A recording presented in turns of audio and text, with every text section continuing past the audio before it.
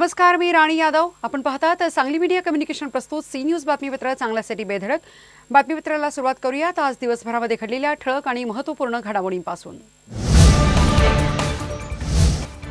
जतमध्ये हिंसाचार. नगराध्यक्षपदाचे उमेदवार सुरेश शिंदे यांच्या गाडी व बंगल्यावर दगडफेक. हल्ल्यामागे पडळकर, आरळी यांचा हात असल्याचा आरोप.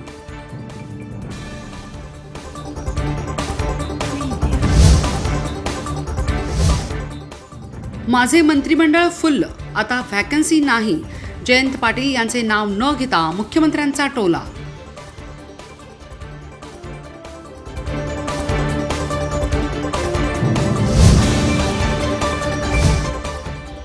आणि नगर परिषद नगरपंचायत निवडणुकीसाठी प्रशासन सज्ज. 291 मतदान केंद्रावर होणार मतदान. मतदार संख्या 2.5 लाखांहून अधिक.